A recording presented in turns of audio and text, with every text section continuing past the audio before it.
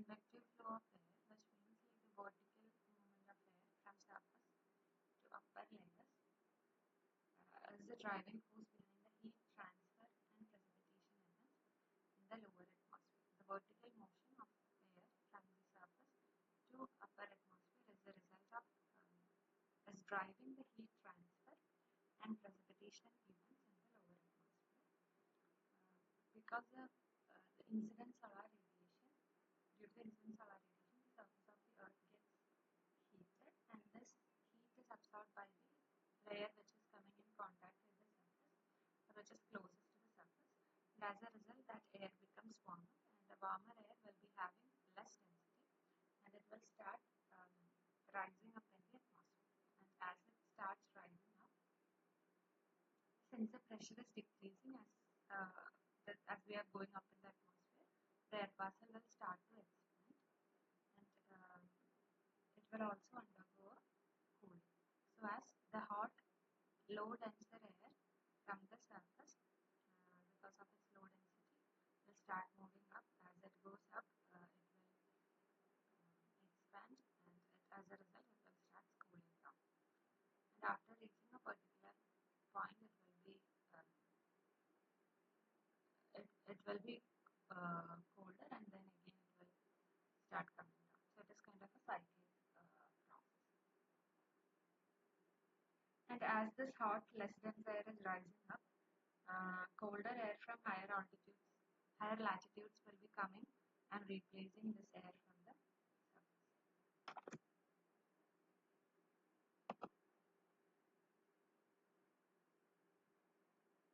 Suppose this is the surface, that is incoming solar radiation which heats up the surface. So there will be air parcels. The air parcels will become warmer. As it becomes warmer, it will become less dense. Warmer, less dense, and it will start moving up. As it starts going up in the atmosphere, since the pressure is less as we go up, this air parcel will start expanding. It will start expanding. The volume will start increasing, and as the volume increases, it will cool down.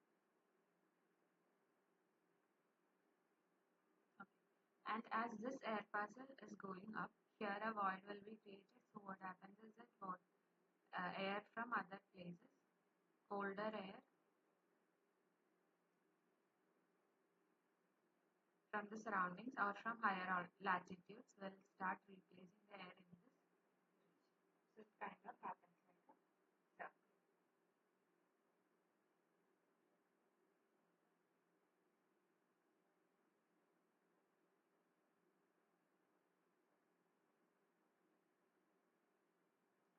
So as it gets cools down, as I said, it will cool down, and when it cools down, its vapor pressure will be equal to the saturation vapor pressure, and it will become the parcel will eventually, if it is moist air parcel, it will become saturated, and then it will water will start to condense out of it to form clouds. And once the clouds form, the process of precipitation will start happening. So condensation leads to release of latent heat, which basically results in weather events such as storms, hurricanes, etc. So regions where strong convection currents exist are likely to see unstable weather and precipitation events. Okay. So due to incoming solar radiation, the surface of the earth gets heated up. So the air which is close to the surface will become warmer. Warmer air is generally less dense. So this less dense air starts going up. As it starts going up, there will be a void which is created near the surface. So colder air from higher latitudes will come and replace this void which is created. So that will be kind of filled up. And this rising air parcel, as it rises up due to a decrease in pressure, it will start expanding. And as it expands and it is doing work, it will cool down. And when it cools down, if it's a moist air parcel, it will eventually reach the vapor pressure of the moist air parcel will become equal to its saturation vapor pressure. The parcel will get saturated, and once it gets saturated, condensation will begin, which will eventually lead to the formation of clouds and the process like precipitation, etc. So this convective currents are the result of several weather events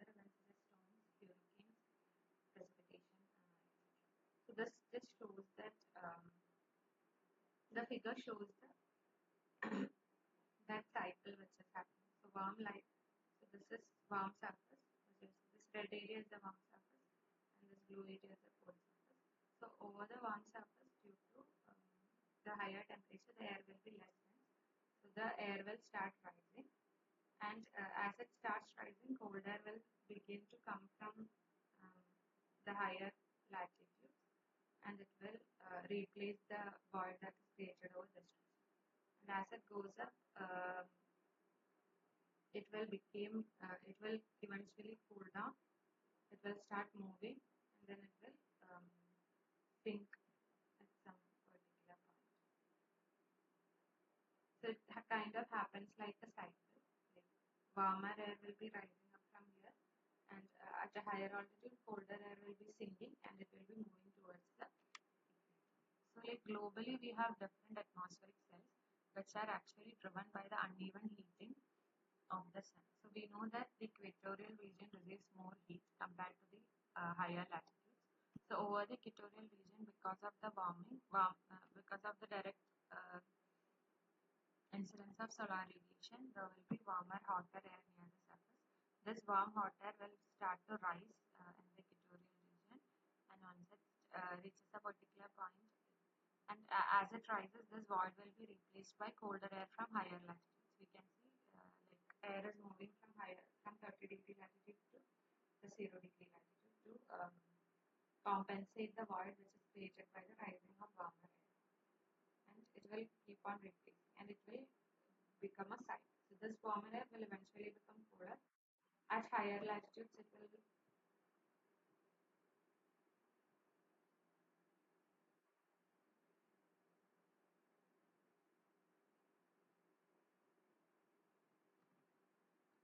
so yeah. So yeah, good morning. I was just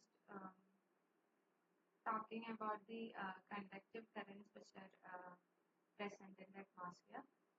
So I was discussing this global atmospheric cells, which uh, basically is responsible for the heat transfer in the atmosphere. So over the equator, so we know that there is an uneven heating is happening across the latitudes because of the this um, spherical shape and the depth of the Earth. So we know that the equatorial region receives more solar radiation compared to that of the higher latitudes. As a result, the air near the equatorial region will be warmer compared to the higher latitude air. So as because of that, the warmer, low denser air from the equatorial region starts rising up uh, to a higher altitude, to a higher pressure level, to a higher level in the atmosphere. And as this air rises, since a void is created near the surface because of the rising of the warmer, less denser air, air from higher latitudes will keep moving from um, will keep moving towards the equator, and in order to compensate for the void created by this air. So cycle kind of this like will start forming in the atmosphere. So over the equator there is rising motion because of the warmer air, and as the air rises, after it reaches a particular height, it will cool down, and it will start moving towards higher latitudes, and then from there it will sink. So a cycle like this is kind of forming in the near the equator. So this cycle is basically known as the Hadley cell. So this is Hadley cell is formed between 0 and 30-degree latitude. And in connection with the Hadley cell, there will be, so we know that a sinking motion is actually happening at the 30-degree latitude. So as the air kind of sinks at this particular latitude, it will kind of get accumulated over there, and it will start moving in both directions. One is moving towards the equator, which is forming the lower branch of the Hadley cell, and one will move to the towards the pole. So this air will start moving towards the pole. So this will be warmer air. Since this is coming from 30-degree latitude, it will be comparatively warmer air, which is reaching the 60-degree latitude. And as it reaches the 60-degree latitude, since it's warmer, it will start rising up, and it will complete the cycle. And in the polar region, again, since the near to the poles, very cold air is present over there a sinking motion will be happening, and as the air will sink, it will get accumulated near the surface, and this colder air will start moving towards lower latitudes, towards the 60-degree latitude. So near the equator, we have Hadley cell, which is characterized by rising motion near the equator and sinking motion near 30-degree latitude. And then we have the Ferrel cell, which is found between 30 to 60-degree latitudes, which is characterized by sinking motion at 30-degree and rising motion at 60-degree latitude. Then we have polar cell. Polar cell is between 60 and 90-degree. So near at the poles we have sinking motion, and at 60-degree we have rising motion. So these are the three different atmospheric cells, which are the result of which basically results in the heat transfer. So since this is the 0-degree latitude is characterized by rising motion, like cloud formation and a large number of precipitation events happen over the near to the equator. And since the 30-degree latitude is actually characterized by the sinking motion, a lot of desert sinking motion will basically um, lead to clear sky conditions. So since it's sinking, there will be the formation of cloud and everything will be very difficult. So because of that, most of the desert regions which are present are actually found near the 30-degree latitude. As we can see, the Arabian Peninsula and um, Afghanistan region and all are coming in this particular latitude. So because of that, most of the deserts are found near the 30-degree latitude. So these are the three different atmospheric cells: Hadley, Ferrel, and polar.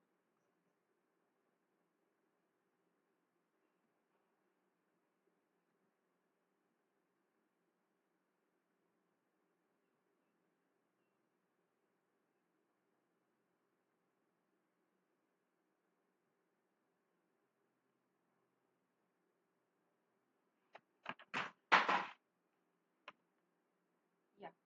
Now,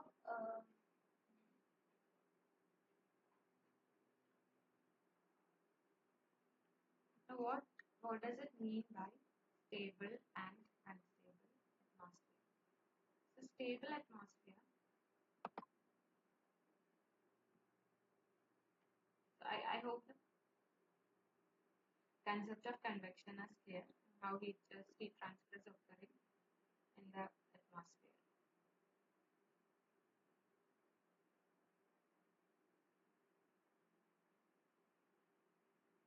Yeah. So let's I'll just discuss what is stable and unstable atmosphere. The stable atmosphere, in a stable atmosphere, if an air parcel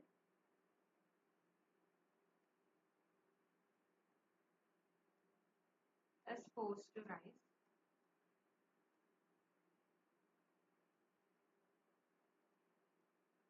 the parcel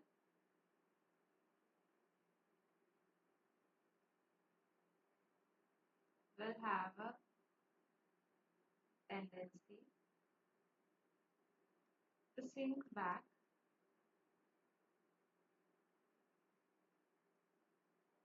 to its original position. Suppose we have an air parcel. Through some lifting mechanism, we are forcing the parcel to rise to a higher altitude. Now, when we remove the lifting force, if the parcel has a tendency to come down to its original position, then the atmosphere is said to be stable. The stable atmosphere is one where if a parcel of air is forced to rise through any mechanism, it will tend to sink back down when the lifting force is removed. So in this case, in a stable atmosphere, the convective currents will be weak. Like the rising motions won't be happening. Convective currents will be weak. Tendency of cloud formation is very low. Since rising motions are not happening, tendency of cloud formation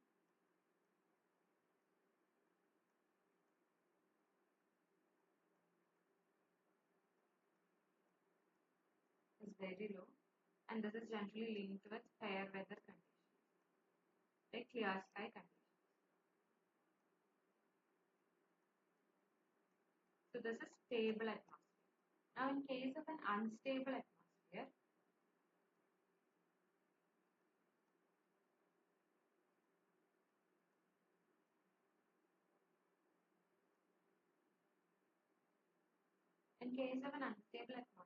if an air parcel is forced to rise, the parcel will have a tendency to move in the displaced location, continue moving in the displaced direction. So parcel of air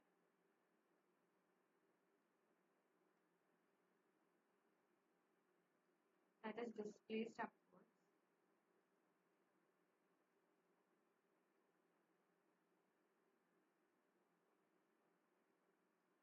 continue to rise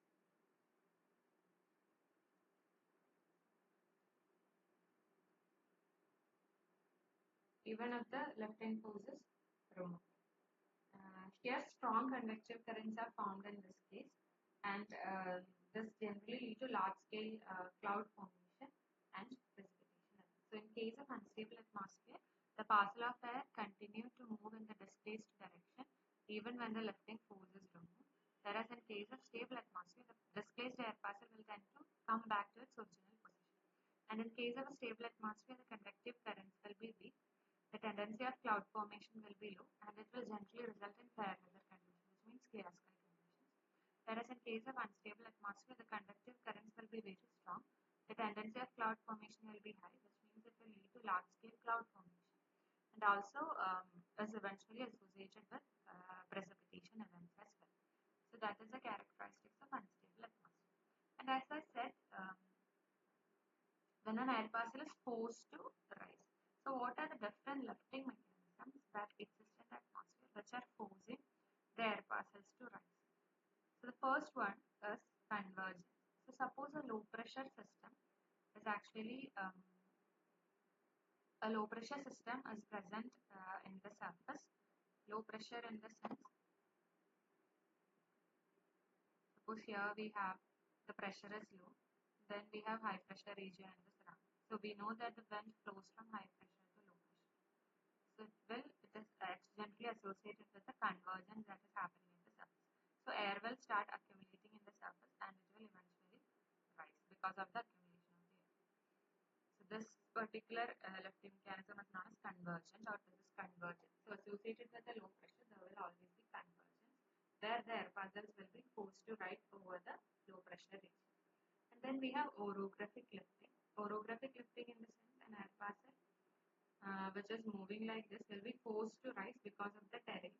So since the as it will be moving like this and then it encounters this higher terrain region, then the parcel will start to rise along the surface.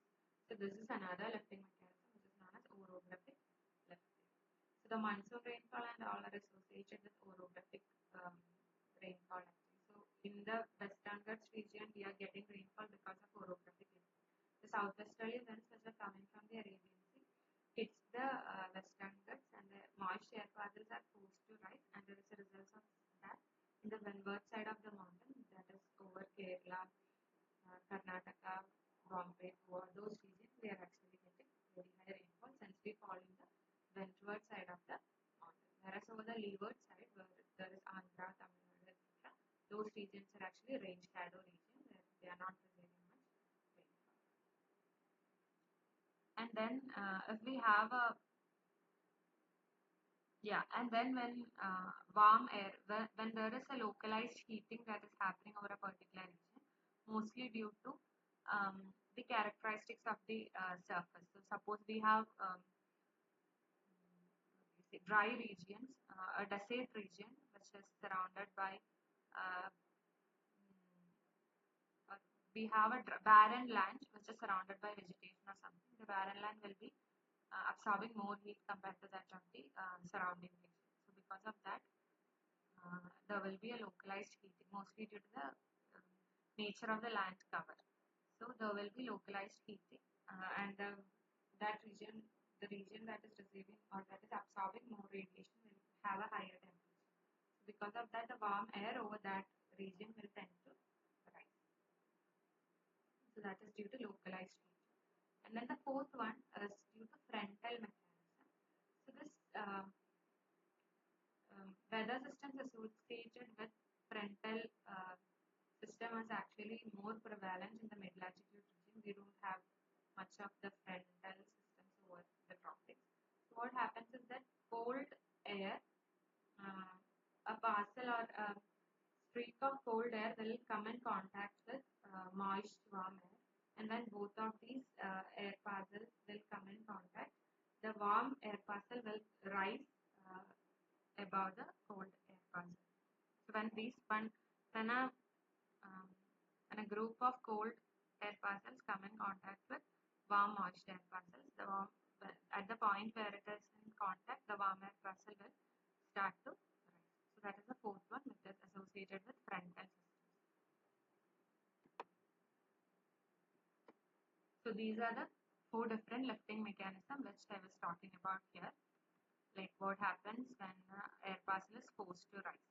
So these are the different lifting mechanisms through which the air parcels will rise in the atmosphere: convergence, orography, localized heating, and frontal systems.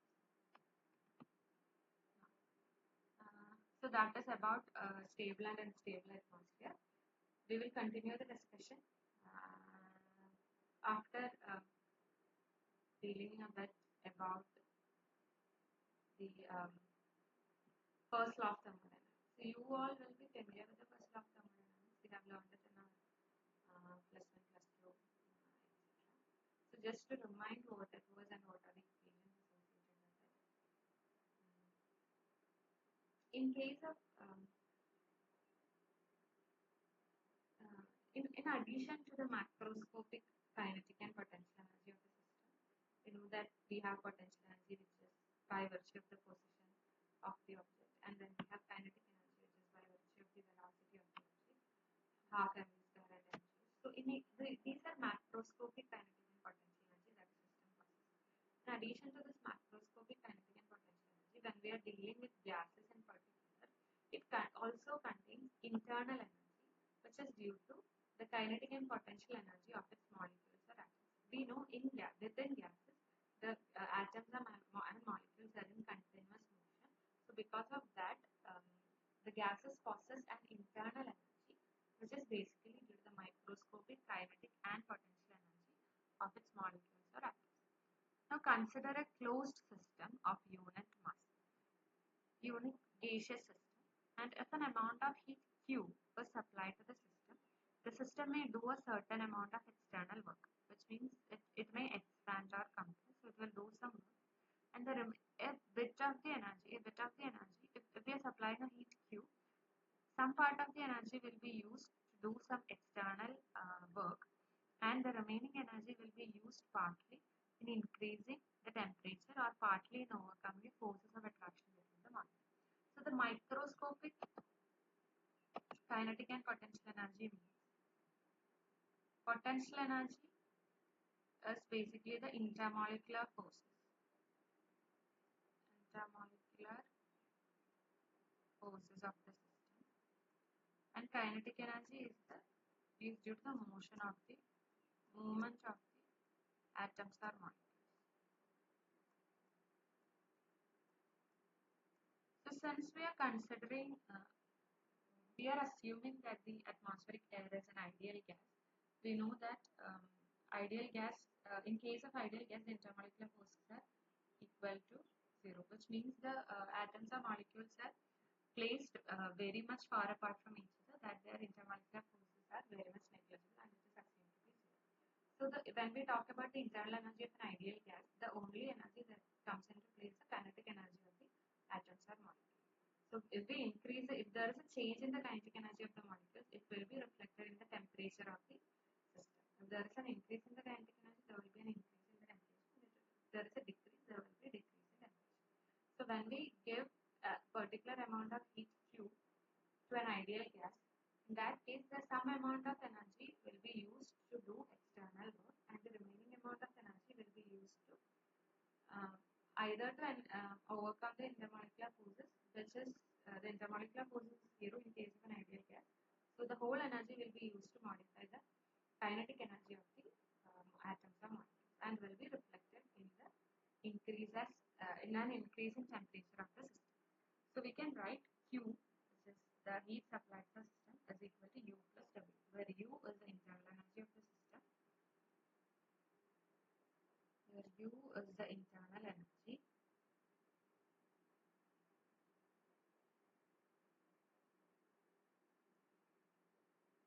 and W is the work done.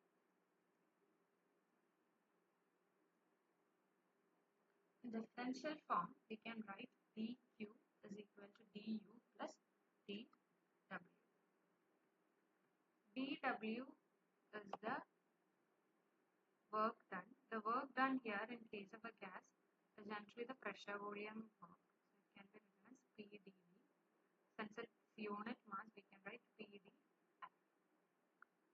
So dW can be written as PdV, or volume occupied by 1 kilogram of ideal gas. 1 kilogram of gas is specific volume. So PdL. dW can be written as PdL. So another form of ideal gas equation is dQ is equal to du plus PdL. Now, there is another important term which is known as specific heat. So specific heat is the amount of heat dQ that need to be supplied to a unit mass of material to increase the temperature of the system from T to T plus dT without any change in phase. So dQ, or specific heat, dQ specific heat is the amount of heat that needs to be supplied to a unit mass of material in order to increase the temperature of the system from T to T plus dT.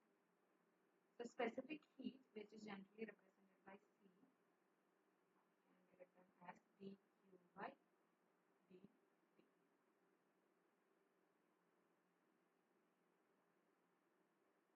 Without any changing the ratio, dQ by dT is known as the specific heat of the material.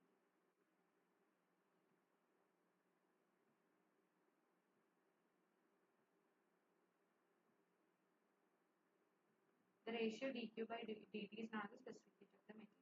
Suppose if we are supplying this heat dQ at constant volume, then it is known as specific heat at constant volume. And if we are supplying the heat at constant pressure, then it is known as specific heat at constant pressure. In case of dry atmospheric air, the specific heat constant at volume is given by 717 joule per Kelvin. This is the amount of heat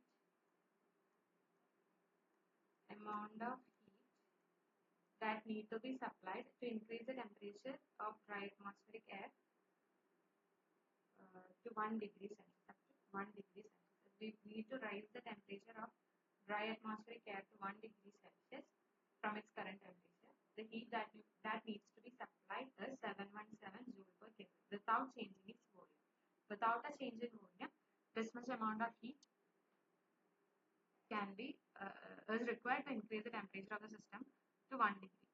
This is 717 joule per Kelvin. So if the volume is not changing, the dQ will become du, just PdV. So dV will be 0. So it will become dQ is equal to dQ. So dQ can be written as CV dt. So this is another form of, so this is the equation for internal energy of the system. So dQ, another form of ideal gas equation is dQ is equal to CV dt plus P d alpha. du is CV. This is another form of ideal gas equation. So du is given by CV dt. In case of constant pressure, which means like the volume of the system can change. So in that case, the heat that needs to be supplied to dry atmospheric air to increase its temperature to 1 degree Celsius is 1004 joule per Kelvin.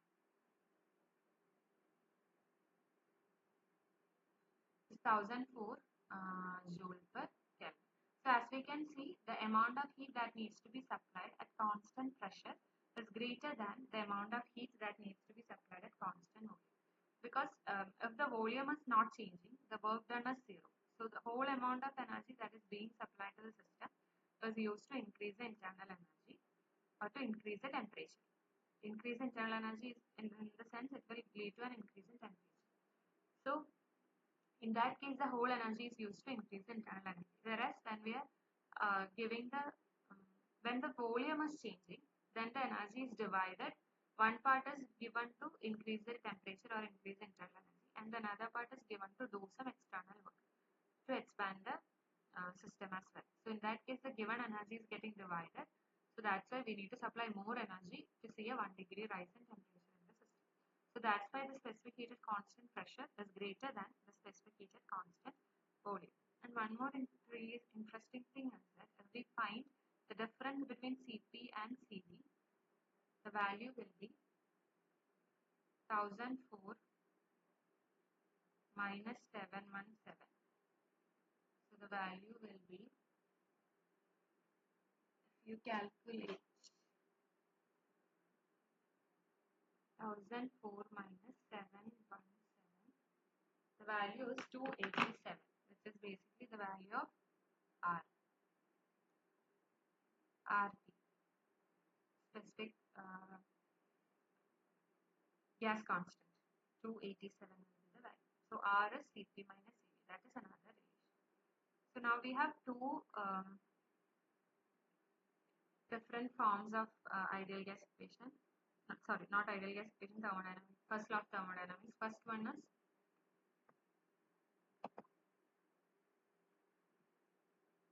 we know dq is equal to du plus pd alpha, and we know dq is equal to cv dt plus pd alpha. Since dq du is equal to cv, these are two forms of ideal gas equation. Now we know from the ideal gas law,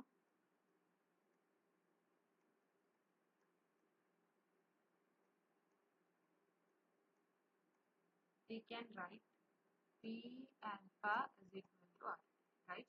Now in differential form, we can write Pd alpha plus alpha dp. Once we take the differential of the product P alpha, it will become Pd alpha plus alpha dp is equal to R dp. So from here we can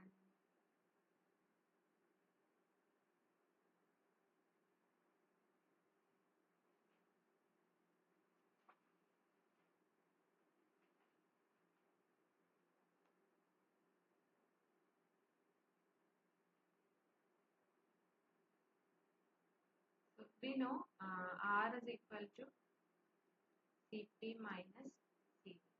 We substitute this equation will become Pd alpha plus alpha dp is equal to Cp dt minus Cv, or we can write Pd alpha plus Cv dt is equal to Cp dt minus alpha dt. What is Pd alpha plus alpha Cv dt? Pd alpha plus Cv dt is nothing but dq. So dq is equal to Cv dt plus alpha dt. This is the third form of ideal gas equation. We have three different forms of ideal gas equation. The first one is dq is equal to du plus pd alpha, and after substituting du is equal to cv dt, we will get dq is equal to cv dt plus pd alpha, and then finally from the ideal gas equation we can derive dq is equal to cp dt minus alpha dt. These are the three different forms of ideal gas equation. Okay. Now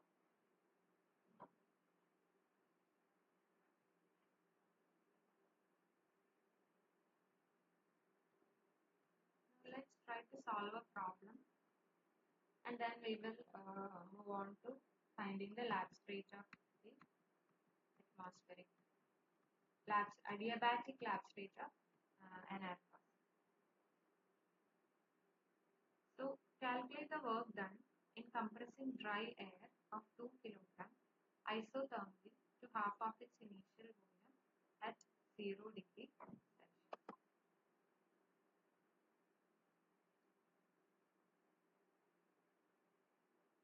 We need to find the work done, which is PADV.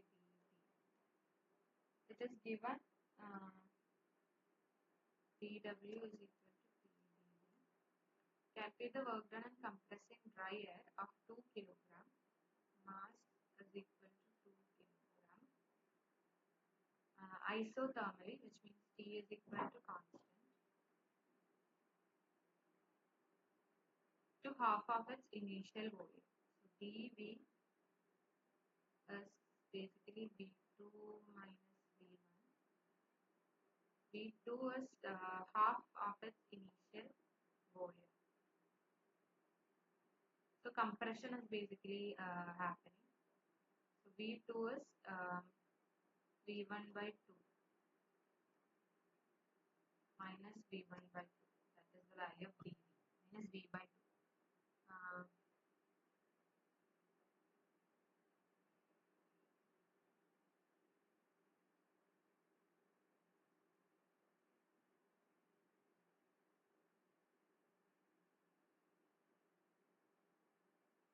We need to find the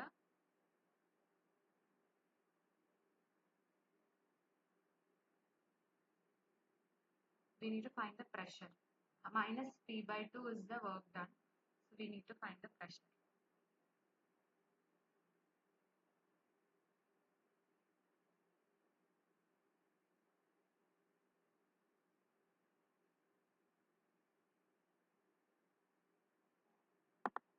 To find the pressure, we know what is the mass of the gas, and we know what is the temperature. So from P is equal to 2RT.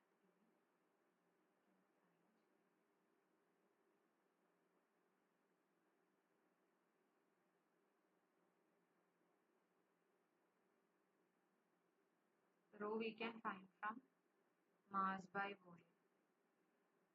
So 2 by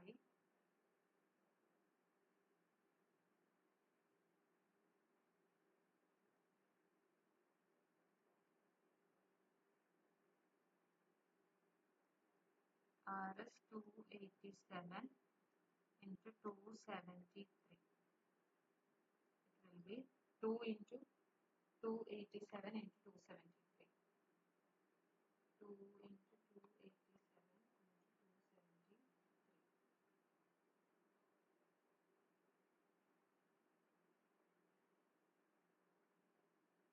Density is equal to, yeah,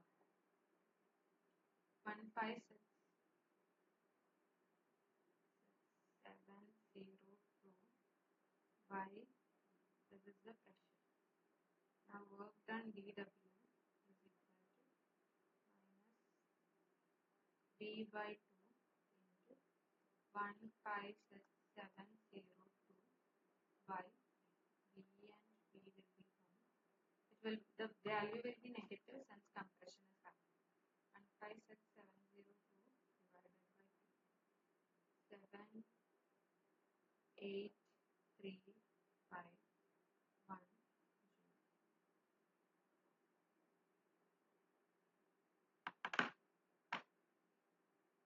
This will be the answer. Just let me see.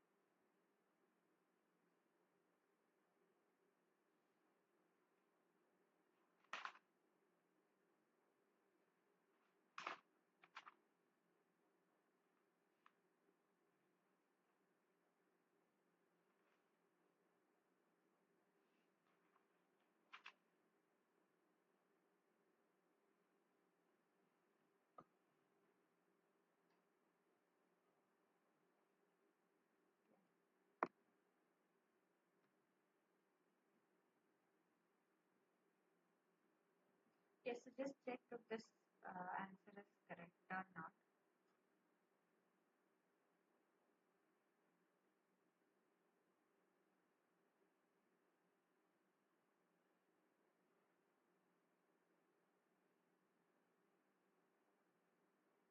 Yeah, just check if it is correct.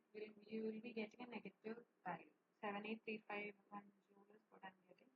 Just try to solve the equation and then just let me know if it is correct. Okay. Now let's move on to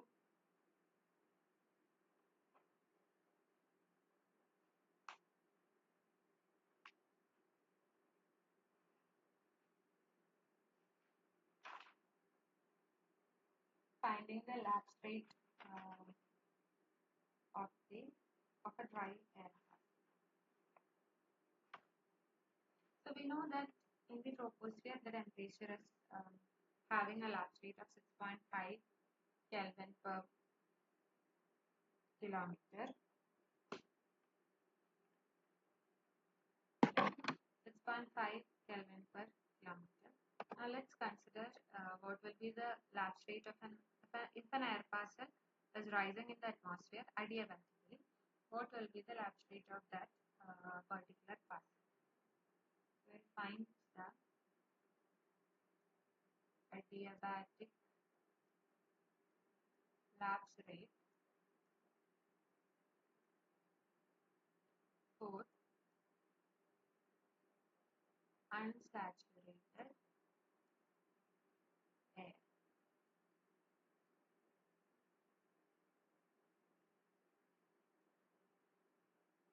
Suppose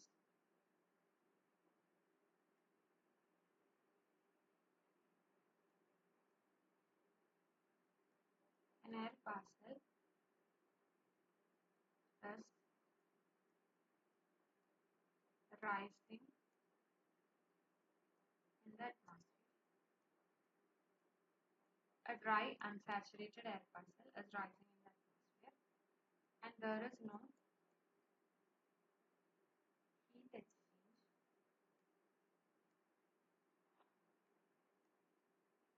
between the parcel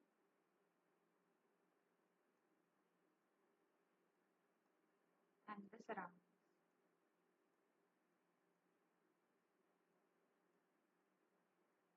In that case, we can assume dq will be 0, so which means the parcel is rising adiabatically in the atmosphere.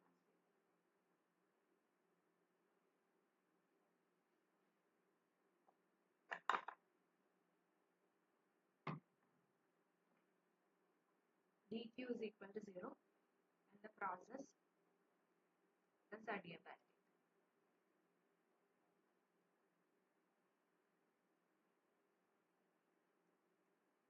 So this is the atmosphere. Suppose this is the lapse rate of the atmosphere. This is temperature. This is that height. An air parcel, due to some lifting mechanism, is rising in the atmosphere. As it is rising, there is no heat exchange happening between the system, between the parcel and the surrounding.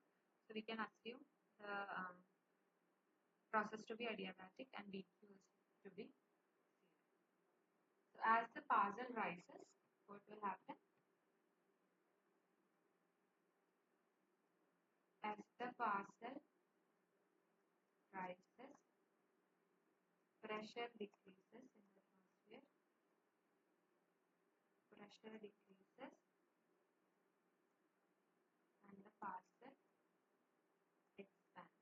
Since the pressure is decreasing, the parcel will start expanding, and since it is doing work, the temperature will reduce. There will be a cooling of the parcel.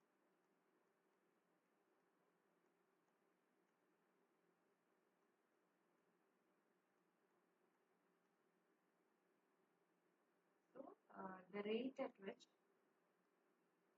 the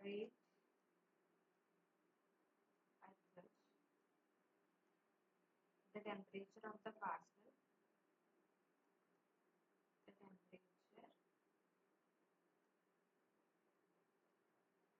the parcel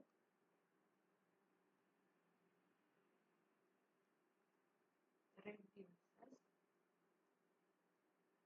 or decreases is known as dry adiabatic lapse rate. Since we are considering dry unsaturated air, the rate at which the temperature of the parcel decreases is known as dry adiabatic lapse rate. Now let's find is given by gamma. Now let's find the equation for what is the value of this dry adiabatic lapse rate. So from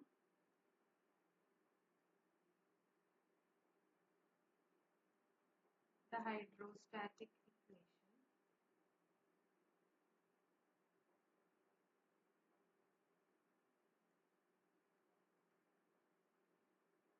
we know dP by dZ is equal to minus rho G. And from the ideal gas equation, we know P alpha is equal to RT.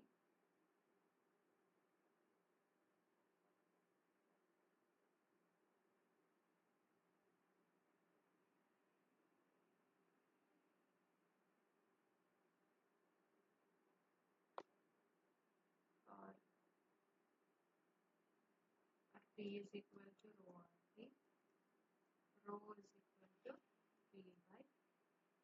If we substitute the value of rho, it will become minus P by RT into G. Or we can write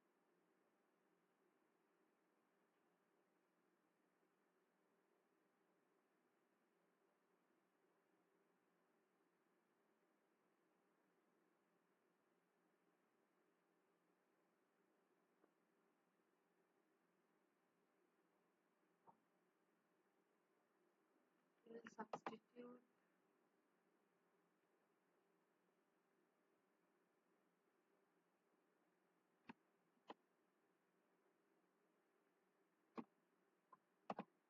let us rearrange and start substituting. We can write G dz is equal to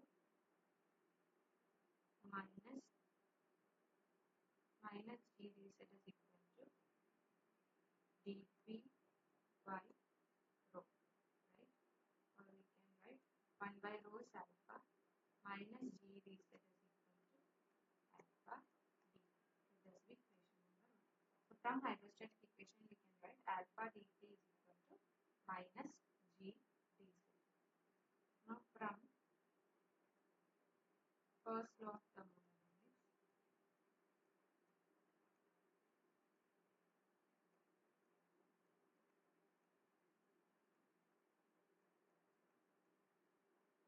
in terms of, we have three different forms in terms of specific heat at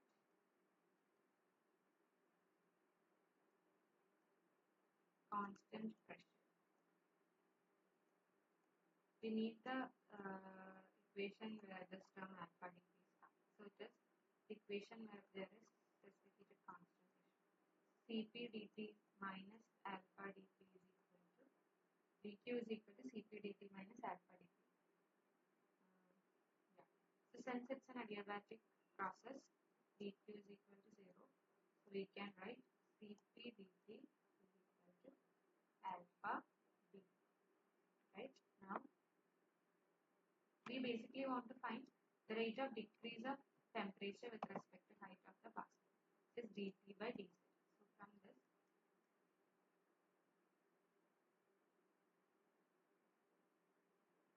let this be equation 2. Now we have two equations, right? Minus G dZ is equal to alpha dP and Cp dt is equal to alpha dP. From these two equations we can write Cp dt is equal to minus G dZ. Cp dt is equal to minus G dZ. Or we can write dP by dZ adiabatic lacerate gamma D is equal to minus G by CP. So G is a constant, CP is a constant. Will be 9.8 by CP is having a value of 1004. What will be the value? This will be the dry adiabatic lacerate. The rate of decrease of temperature with respect to height in case of a dry unsaturated air pass.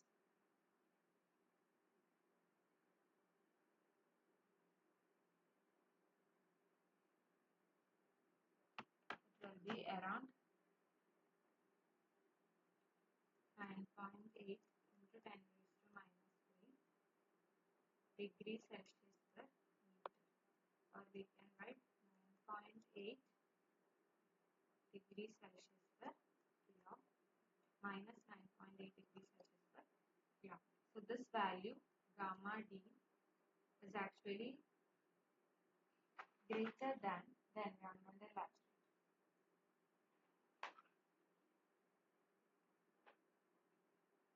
Gamma D is greater than the environmental lacerate gamma mean. The mean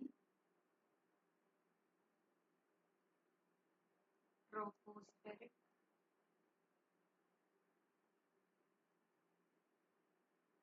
lacerate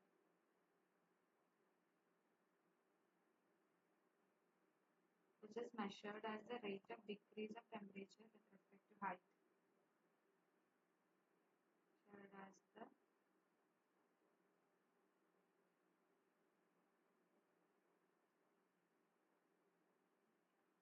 rate of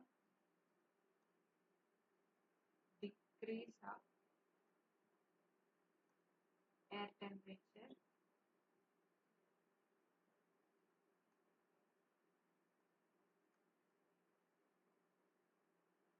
with altitude. Gamma mean is having a value of 6.5 Kelvin per kilometer. The rate of decrease of temperature of an adiabatically rising parcel of dry air is larger than the mean rate of decrease of air temperature with altitude. Gamma D is greater than gamma mean. Gamma D is greater than gamma mean. So in this case,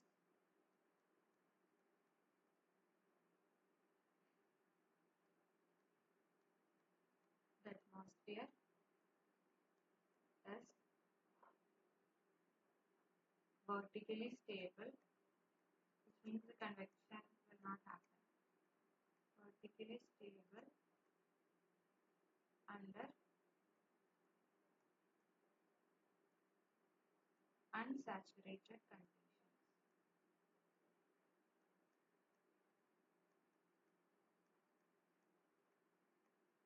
So we plot the temperature profile. So suppose this is gamma mean, this is the environmental lacerate. Gamma D will be having a value greater than that of gamma mean. Suppose the slope will be greater. This is gamma, this is temperature, and this is height. So what does it actually mean? Gamma D is having a higher value compared to gamma mean. Suppose if we take at a height, particular height A, this is the temperature of the environment and this is the temperature of the parcel, TP. So what happens is that TP is less than the environment. So the parcel is colder compared to the surroundings. So it will sink, which means the parcel is unstable. The parcel is stable. It will, even if we lift the parcel with the help of any of the lifting mechanism that we discussed earlier, since the temperature of the parcel will always remain less than the temperature of the environment, when the lifting force is removed, the parcel will come back to its original position. So the atmosphere is always stable. the parcel will not be able to rise and there won't be convective currents. It will be associated with fair weather conditions. This is the profile of stable atmosphere. When an air parcel, dry unsaturated air parcel is raised in this in case of a dry unsaturated air parcel, and the air parcel is raised in the atmosphere with the help of any of the lifting mechanisms, the parcel will always remain colder compared to that of the surrounding. The temperature will always be less compared to that of the temperature of the environment. So the parcel will sink to its original location. So this is the profile of stable atmospheric air. Gamma D is greater than gamma. Okay. Till now we were discussing dry unsaturated air. Now consider that we have a moist air parcel. Moist air parcel means it has some amount of water vapor. Now let's see what will be the adiabatic lapse rate. If a moist air parcel is raised in the atmosphere, what will happen? Adiabatic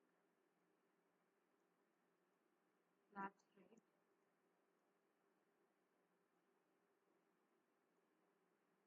of moist air.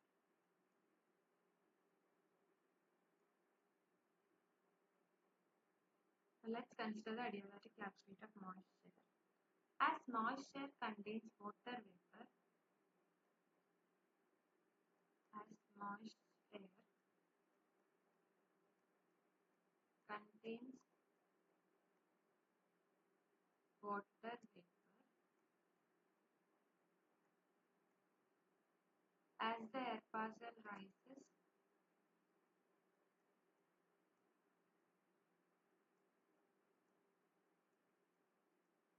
it will cool, it cools down,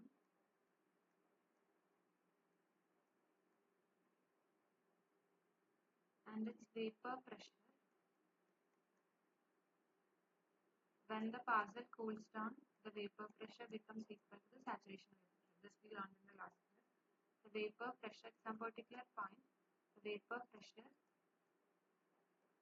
will be equal to its saturation vapor pressure.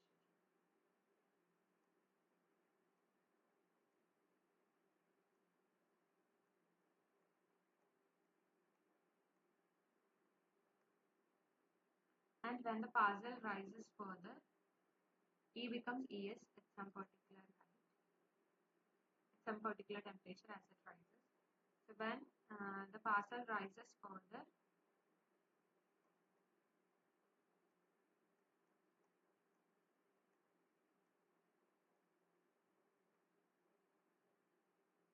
condensation occurs,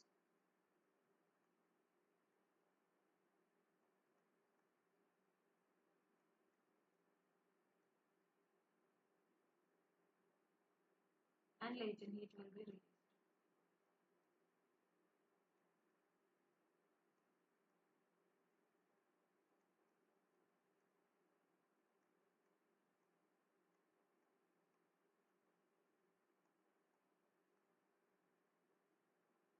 Which again heats up the parcel.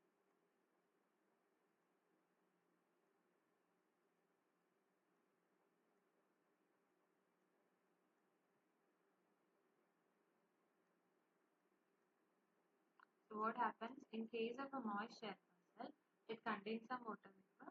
As the air parcel rises, the parcel will start to cool down and eventually the vapor pressure of the parcel will become equal to its saturation vapor pressure. And once the parcel is saturated, if the parcel rises again further up in the atmosphere, condensation starts occurring, and during condensation the water vapor starts condensing and forming water, and as a result latent heat will be released, which again heats up the parcel. So once the parcel is saturated, the latent heat of vaporization, the latent heat of condensation acts as an internal heat source. Acts as an internal heat source which is supplying heat to the parcel, and it will keep on warming the parcel. As a result, the saturated parcel of air this acts as an internal heat source. As a result of that, the saturated, since additional heating is happening, as it rises in the atmosphere, the saturated parcel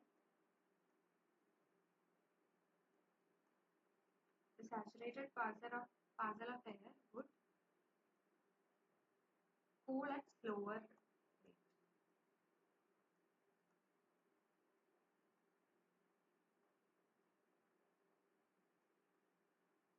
Would cool at slower rate than an equivalent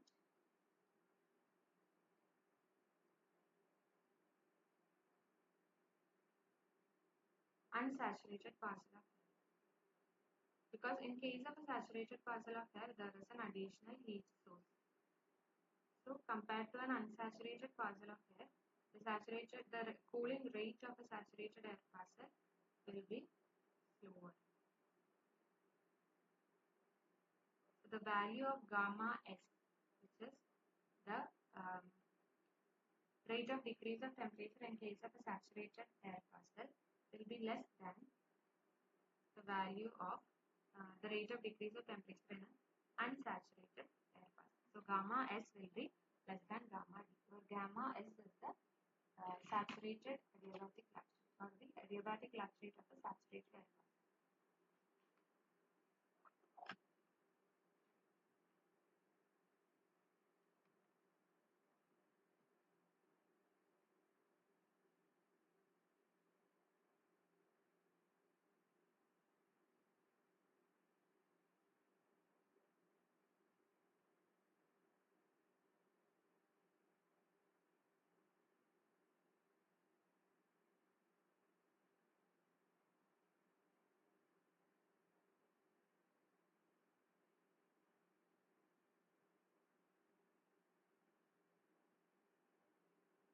Just think out.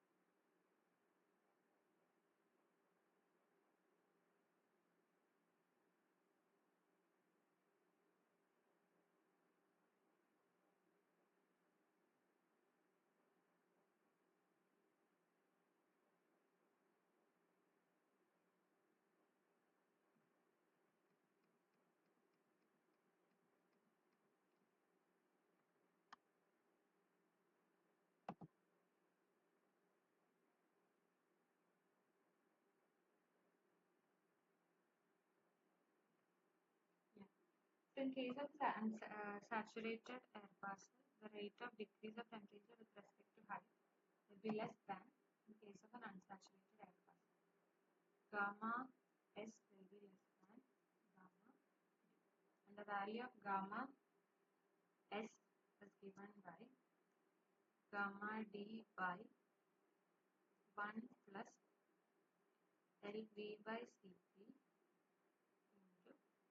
into dQs by dt, where Qs is the saturation specific humidity,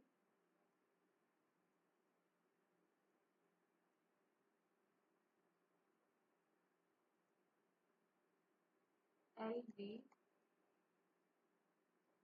is the latent heat of vaporization,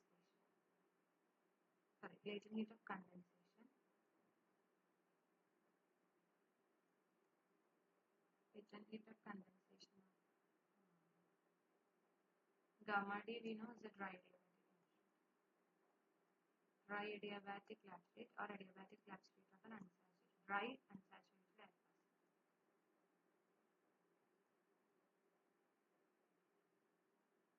Since it is division, it is always less than gamma. This is the equation for the adiabatic lab state of a saturated air pass.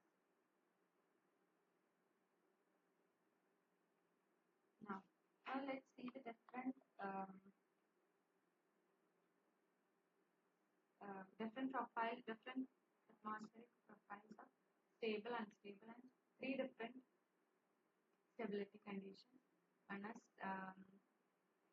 vertically unstable atmosphere, and vertically stable, vertically unstable, and then conditionally unstable atmosphere. First one is vertically stable atmosphere. In case of now we have three different labs, right? One is the environmental lab state, which is how the temperature is decreasing with respect to height in the troposphere, which is gamma mu. This is the environmental lab state. Then we have gamma D, which is the dry adiabatic lab state. That is the lab state of an unsaturated dry air passes. And we have gamma S, which is the adiabatic lab state of a saturated air pass. It is saturated adiabatic lab state. So these are the three different lab states we have. Gamma means how the temperature is decreasing in the atmosphere. So the first one is vertically unstable atmosphere. In case of an unstable, we'll go with stable.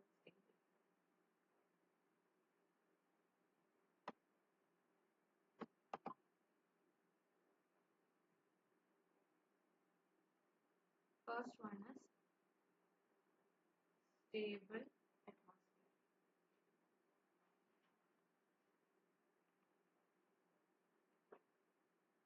In case of a stable atmosphere, the environmental lab state gamma will be less than the saturated adiabatic lab state should be less than the dry adiabatic lab state, which means the value of environmental lab state will always be less than the value of saturated and dry adiabatic lab state. So even if the parcel will become saturated, still the temperature of the parcel will always remain less than the temperature of the environment. So it will be stable in all cases. If you look at this profile, this particular profile, the green line is actually showing this one and this one. The green line is actually showing the environmental lab state, which is the temperature profile of the surrounding environment. Whereas the red line is showing the dry adiabatic lab state, which is the lab state of unsaturated air. And once the air becomes saturated, so as we said, we are considering a moist air parcel is rising in air. Initially, the parcel will be unsaturated, and as the parcel rises up in the air, it cools down, and the vapor pressure of the parcel will be equal to the saturation vapor pressure of the parcel. And at some particular height in the atmosphere, the parcel will become saturated. So that particular level where the parcel will become saturated is known as the lifting condensation level. So that is this particular point. The level at which E becomes ES, the height at which the vapor pressure becomes equal to the saturation vapor pressure, or the height at which the parcel becomes saturated,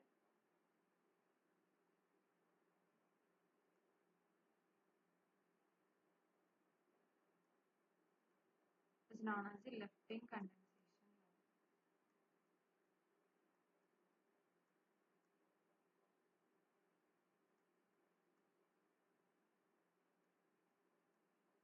This black line represents the lifting condensation level. So initially the parcel was unsaturated. So this was the profile that the parcel was following. This is dry adiabatic lab state. And at a particular height it became saturated, and now this is the profile that it is following. This is saturated adiabatic lab state. So even after saturation is occurring, the value of the lab state is greater than the environmental lab state. So the parcel will always remain cooler compared to that of the surroundings, and the profile is always stable. It is very difficult for vertical motions to happen in this particular kind of atmosphere. So this is also showing a stable atmosphere itself, but in this case the difference is very high. Like here it was less, but it is very stable atmosphere. here if we look at the so before saturation, if we look at the temperature of the parcel and the environment, this is T environment and this is T parcel. In the unsaturated case, Tp is less than T environment, that is cooler. And if we look after saturation, suppose at this particular point, this is the temperature of saturated air. After saturation also, Tp is still less than Tm. So in that case, the atmosphere will remain always stable. So that is the first condition. When the environmental lapse rate is less than saturated adiabatic lapse rate and dry adiabatic lapse rate will always remain stable. Now the second one is unstable condition. In case of unstable atmosphere,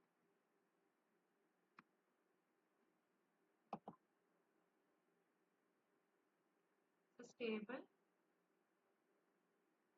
is when the environmental lapse rate is always less than the saturated adiabatic lapse rate and the dry adiabatic lapse rate. Temperature of the parcel, no matter if it is saturated or unsaturated, will always remain less than that of the temperature of the environment. So it is colder and it will sink. Now the second case is unstable. In case of unstable atmosphere, the value of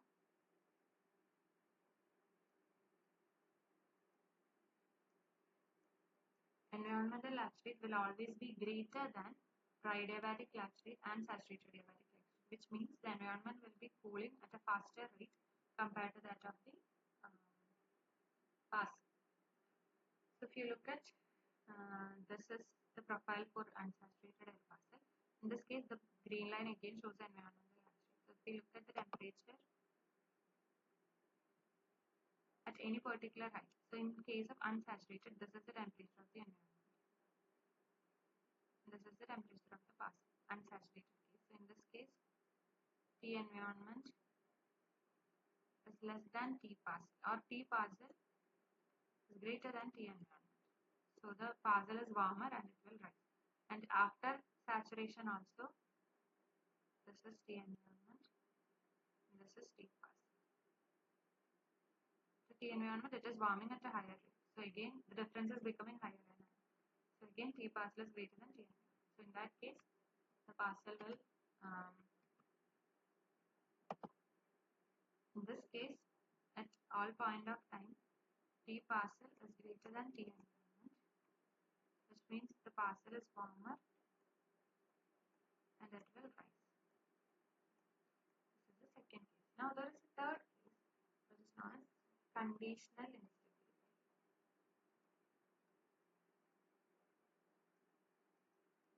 So this is the case which actually happens in the atmosphere. We see in the atmosphere, conditional instability, which means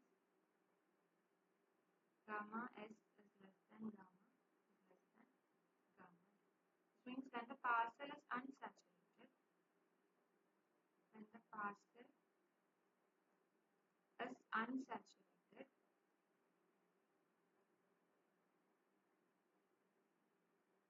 gamma D is greater than gamma, it is stable. But when the parcel becomes saturated, gamma S will be less than gamma, which means unstable. So suppose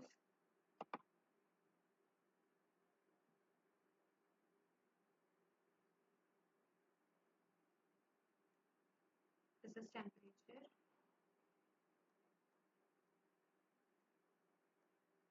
and this is height.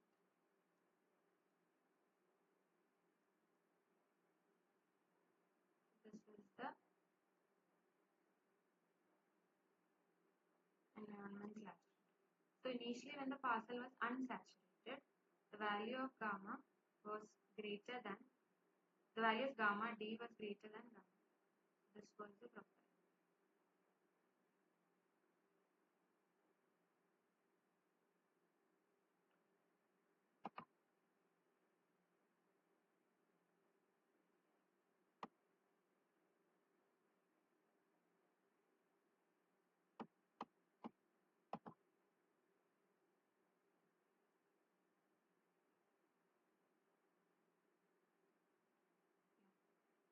case of the parcel was unsaturated, this was the profile. Once the parcel became saturated, suppose this is the lifting condensation level, and then condensation will start to occur in the parcel and it will begin to form. So this is saturated adiabatic latch rate and this is dry adiabatic latch rate in case of an unsaturated air parcel. This is latch rate in case of a saturated air parcel.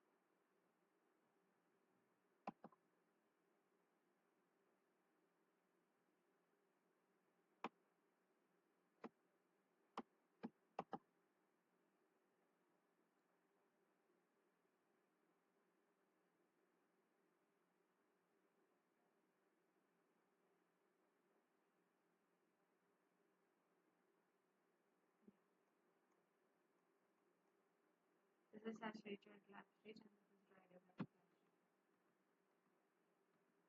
Here, once it becomes saturated, then it will be unstable. It will be like this, like row here.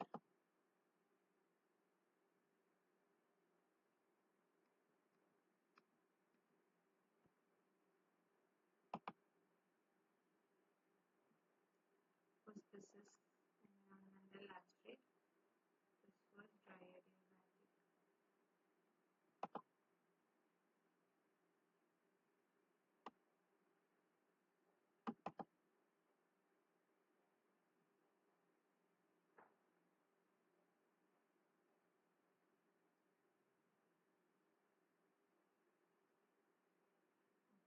This is dry adiabatic latch rate, and then once it became saturated, this was the profile. It is still decreasing, it would increase with respect to life.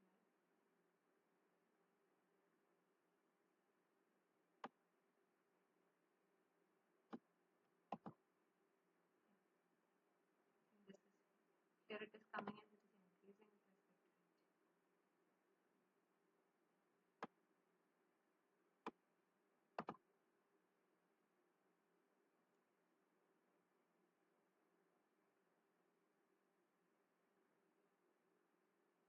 The lines are not coming in straight, it is going somewhere. So yeah, this is environmental latch rate, this is dry adiabatic latch rate, and this is saturated adiabatic latch rate.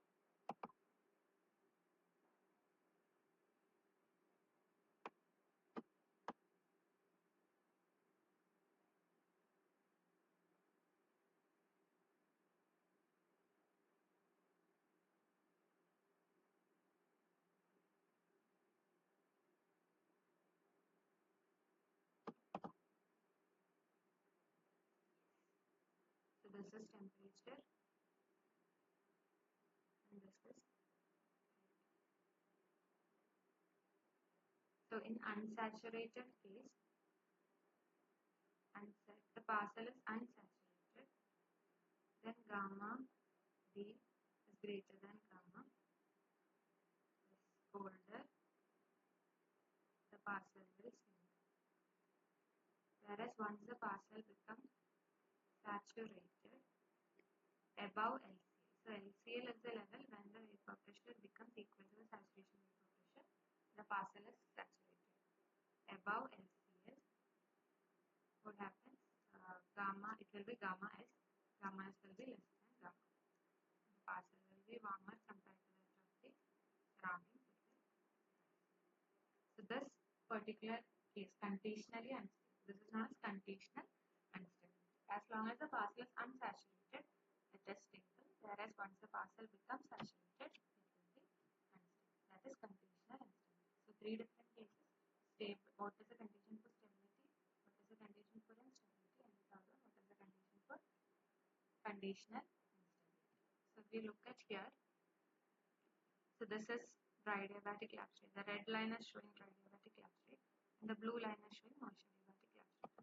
So there is three different cases when gamma, which is the environmental latch rate, is coming here.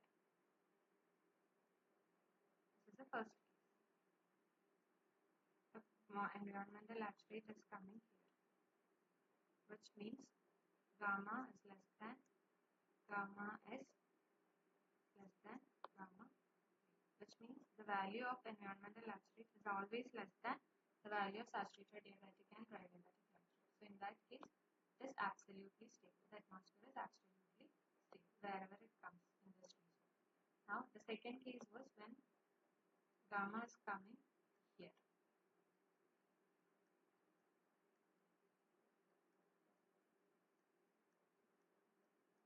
which means gamma is greater than saturated adiabatic lapse rate and dry adiabatic lapse rate. In that case, the environment is actually cooling at a faster rate compared to that of the unsaturated and saturated air. So in that case, it is absolutely unstable. So all this red area is coming under absolutely unstable condition. Now conditional instability is when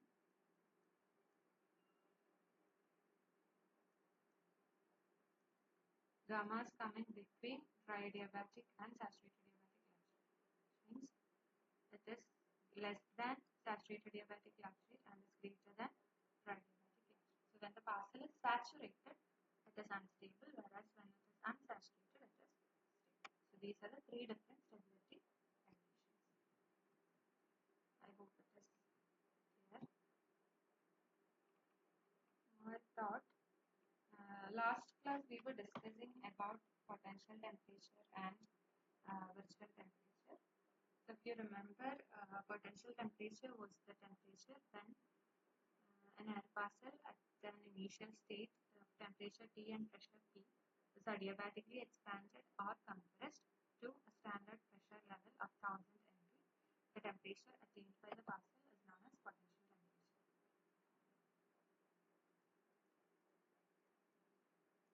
Let's see how to derive that equation.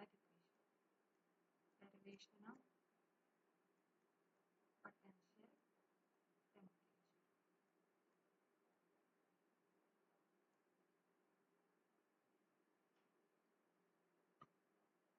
So this equation was derived from the first law of thermodynamics.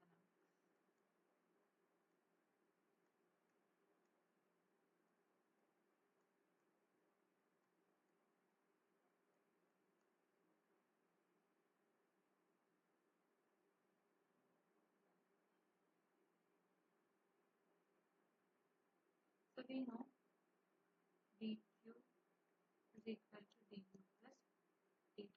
Now we write it in terms of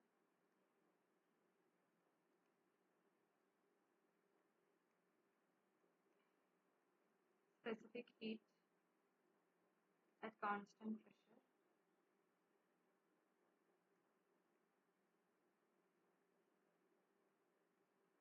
we can write dq is equal to Cp dt minus alpha dt. Now for atmospheric motions, we assume atmospheric motions are adiabatic.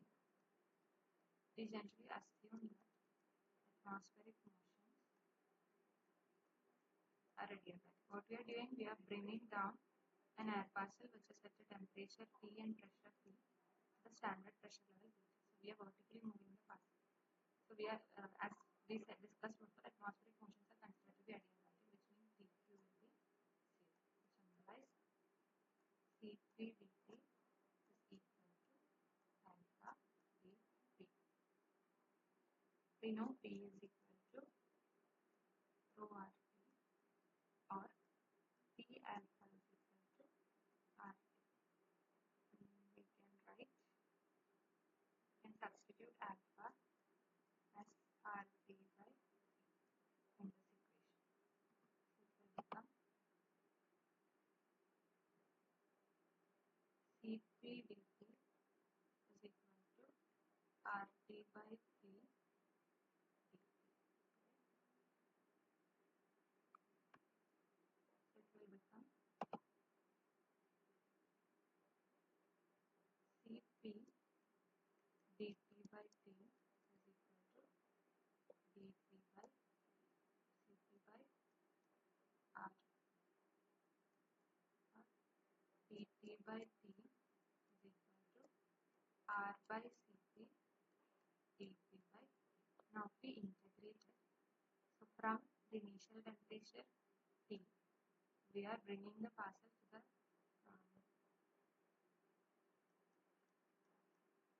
standard pressure T. So initially the temperature of the parcel was T, and the temperature corresponding to the standard pressure level is the potential temperature theta. So integral T to theta dt by T is equal to R by Cp into integral. The initial pressure was T, the standard pressure is T0. T0 dP by T. Now we integrate, it will become log T.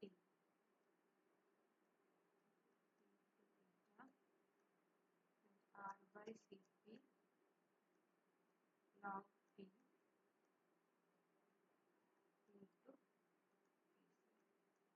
eventually it will become theta by T is equal to P0 by P the whole raised to R by Cp, or theta is equal to P into P0 by P the whole raised to R by Cp. This is the equation for the potential temperature. Now there is another temperature known as the equivalent temperature.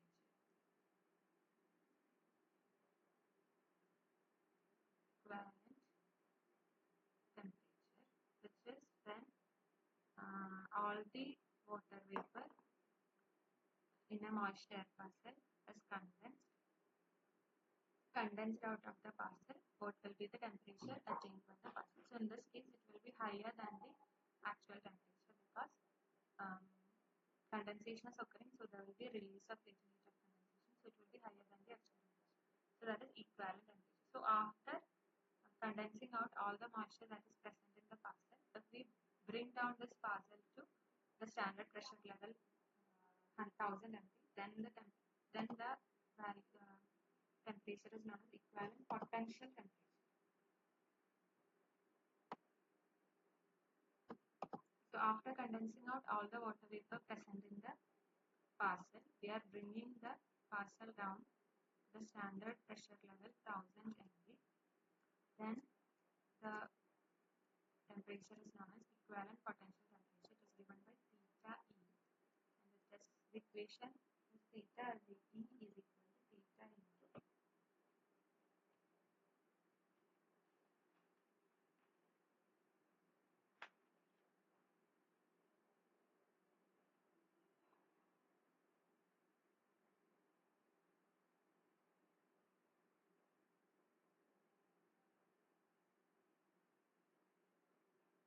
theta into exponential of LV by Cp into Qs by T, where Qs is the specific humidity at saturation level, T is the temperature, Cp is the specific heat of constant pressure, LV is the latent heat of condensation. Here LV and Cp will be constant. So theta is equal to theta into exponential LV by Cp into Qs by T. This talks about the latent heat of condensation that is being released from the parcel. So when we discuss the stability of the atmosphere, a stable atmosphere is generally characterized by, in case of a stable atmosphere, d theta by dz will be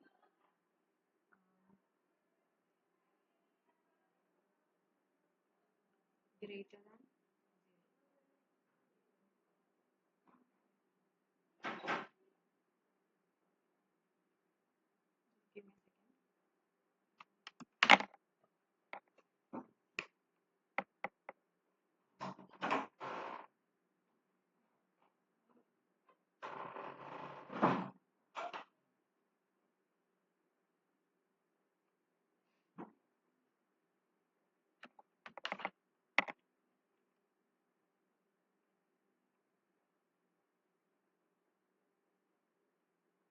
So in case of a stable atmosphere, d theta by dz will be greater than 0, and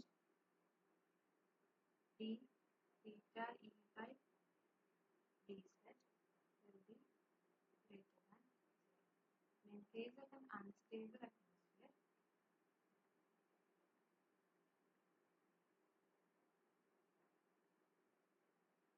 theta by dz will be less than 0, d theta e by dz will be less than 0.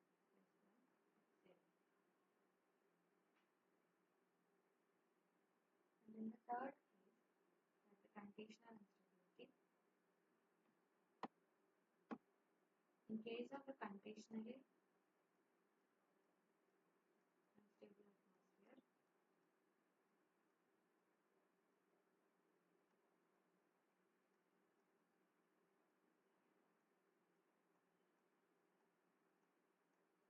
d theta e by dz is the rate of change of equivalent potential temperature with respect to height will be less than 0, and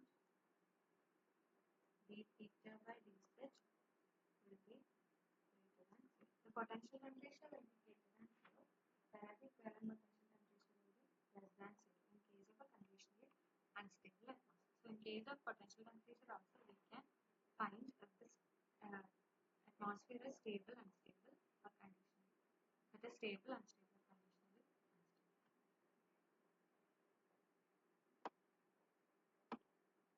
So that is about potential temperature, equivalent potential temperature and different stability. I thought I will also show the derivation of virtual temperature, which we discussed in the last class. So virtual temperature, if you remember, in case of a moist air parcel, why did we introduce the concept of virtual temperature? In case of a moist air parcel, it has both dry air and moist air. So the ideal gas law, P is equal to rho R T. The value of R, which is moist air, depends on the amount of water vapor present in the air parcel.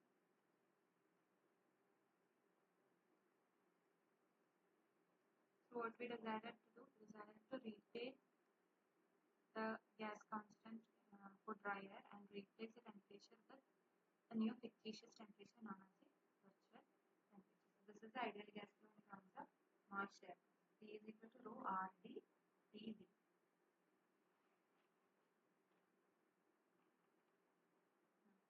What is the, now let's see how to derive the equation for virtual temperature. The rho, the density of moist air parcel can be written as mass of dry air plus mass of water vapor divided by the total volume of moist air parcel. So it can be the density of dry air plus the density of water vapor. This constituents I am putting it as well. And according to ideal gas law,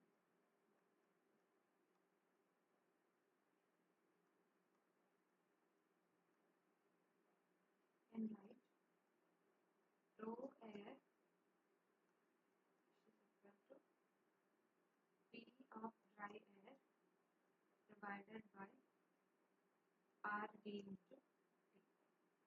And in case of dry air, in case of water vapor, the density is written as vapor pressure divided by RV into T.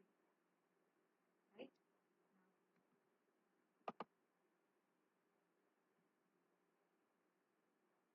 We want to find the total density. We can write it as the total pressure minus vapor pressure is the pressure of dry air, P minus ERDT plus P by RW into. This can be written as P by RDT into 1 minus P by P into 1 minus epsilon. Where epsilon is nothing but RD by RD. Have your specific gas constant of water vapor. So it can be written in this form. Rho is equal to P by RdT into 1 minus E by P into 1 minus X. And from this we can calculate from the ideal gas law, which is P is equal to rho R air into EB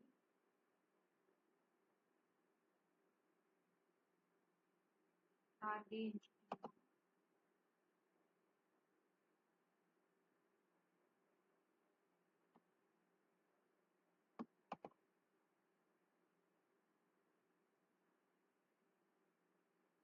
And calculate PV is equal to T by 1 minus E by P into 1 minus epsilon.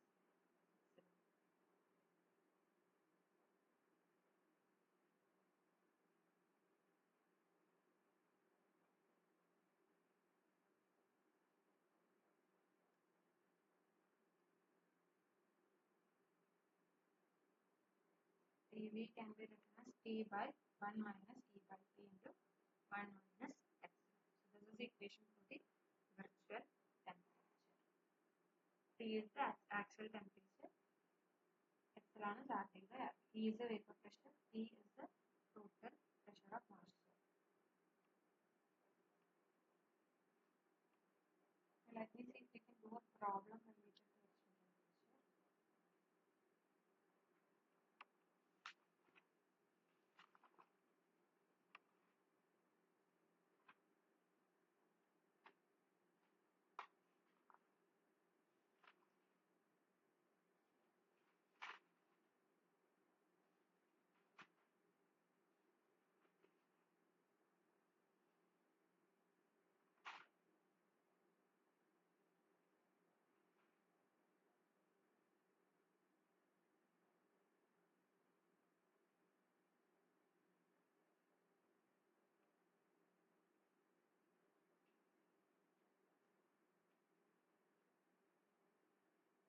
temperature.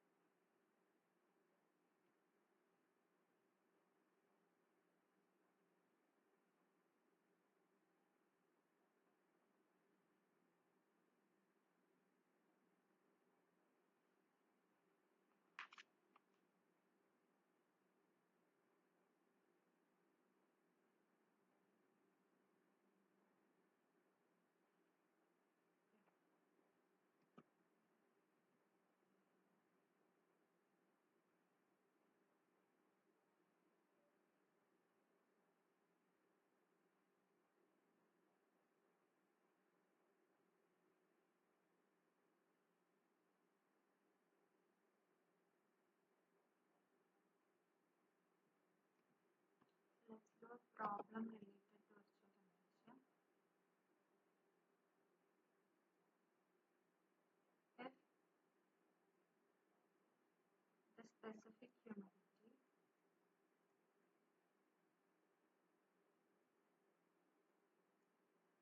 of a sample of air is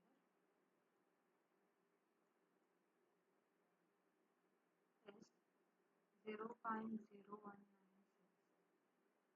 at some temperature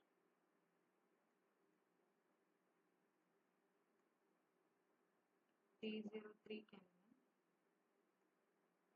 find the virtual temperature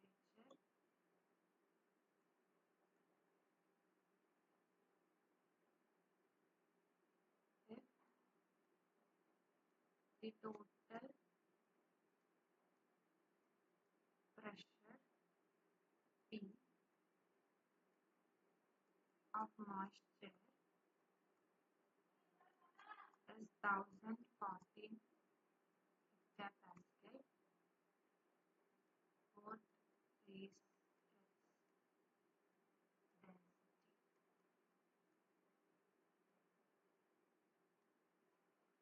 So the specific humidity of a sample of air is 0.019. Q is given as 0.0196 gram per kilogram per kilogram at some temperature 303 Kelvin. Find the virtual temperature dV we need to find. The total pressure is given as 1014 hectopascal. So we know the equation as dV is equal to T divided by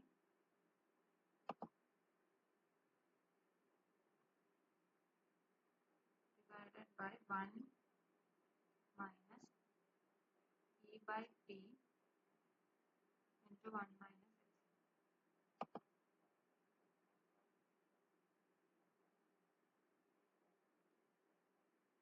We know the temperature value 303 Kelvin. We know the total pressure value which is 1014 hectopascal. We just need to find E. For finding E we know the value of Q. Q is basically Q can be written as epsilon into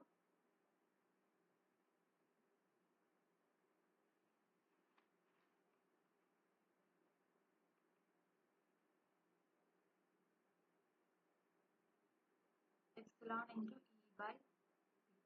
Epsilon we know is 0.622 into E by total pressure is given as 1014 hectopascal.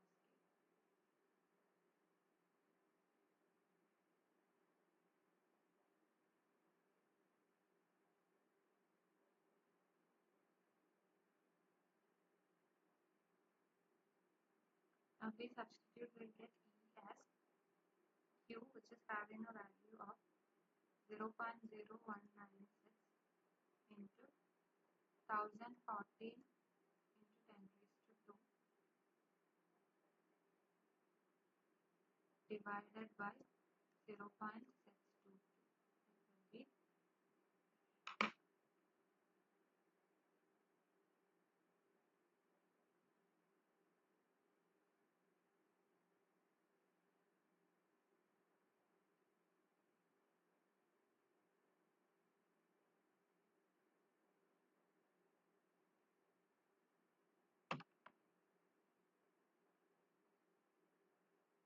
will be coming as 3195 Pascal. 3195 Pascal. This is the value of T. Now we have E, we can find PV as T, which is given as 303 Kelvin.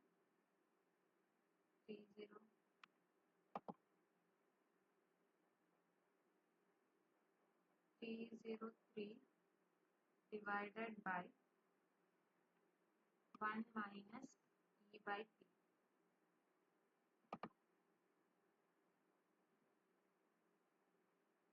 1 minus E. E is given as 3195.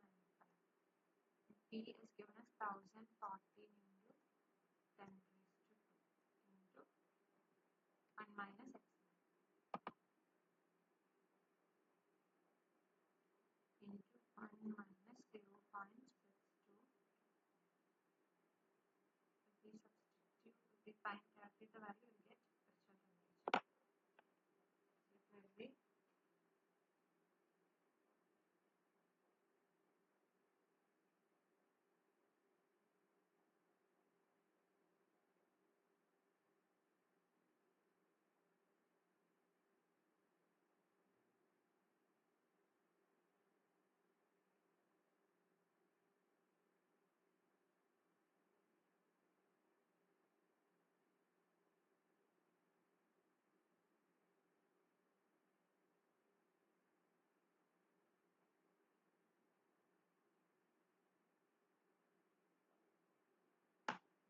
coming around 30.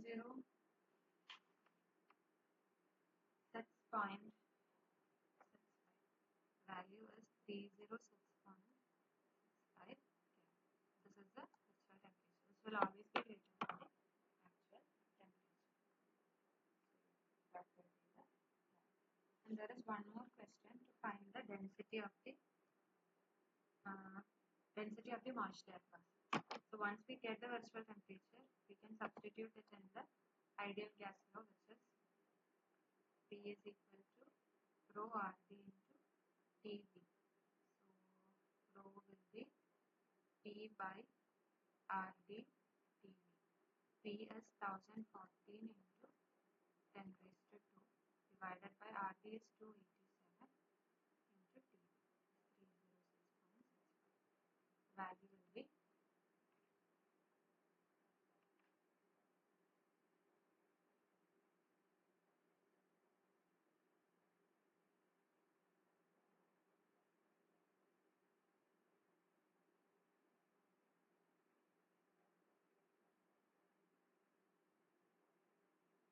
1.15 kilogram per meter cube.